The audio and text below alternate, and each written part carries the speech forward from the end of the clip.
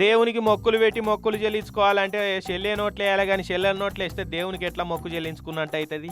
చెల్లే నోట్లు ఉంటేనే కదా మనం కోరిన కోరికలకు పెట్టే మొక్కులు దేవుని దగ్గర చెల్లుతాయి. కానీ వీళ్ళది ఏం భక్తో కానీ చూడు 10 ఏళ్ల కింద రద్దయిన పాత నోట్లను తెచ్చి దేవుని గుడి ఉండి లేచిరు ఇట్లా.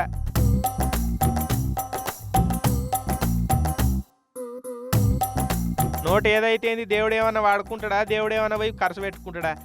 ఆయనకి ఏం నోట్లో ఎట్లా తెలుస్తాయని అతిక తెలివితోటి ఆలోచన చేసి ఇట్లా గుడి ఉండిలల్లా దొంగ నోట్లు రద్దయిన నోట్లు వేస్తున్నారో ఏందో మరి. సంగారెడ్డి జిల్లా కేతకి సంగమేశ్వర ఆలయంలో అయింది కథ. ఆలయంలో ఉండి లెక్కింపు చేస్తుంటే రద్దయిన పాత 500 నోట్లు 1000 నోట్లు ఉన్నాయి చూసి ఉండి లెక్క పెట్టేటోళ్ళంతా పరిశాన్ అయ్యారు. వీళ్ళ భక్తి సలగుండా చిత్తం శివుని మీద భక్తి శిలర మీద అన్నట్టు వాళ్ళు ఎవరో కానీ భలే భక్తులు ఉన్నారు పో అని తిట్టుకున్నారట. దేవుడు కూడా ఇక వాళ్ళ కోరికలను గట్లనే చేయాలి. నువ్వు నాకేదైతే ఇచ్చినావు నీకు నేను కూడా గట్లనే ఇస్తా భక్త అని దేవుడు అనుకుంటే వాళ్ళ పరిస్థితి ఏంది మరి?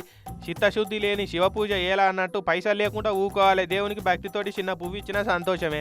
తాకతుంటే ఉండిలో పైసలు వేయచ్చు, లేకుంటే సపడే కూకోవాలి. ఎవ్వరు బలవంతం చేస్తలేరు కదా ఉండిలో పైసలు వేయాలని. అట్టిగా చెల్లెని నోట్లేసి ఏం భక్తి అనిపించుకుంటున్నారు ఇసోటోళ్ళు అని మండిపడబట్టిరట. ఇక ఈ సంగతి ఎరకైనా అసలు నోట్లేసిన భక్తులు.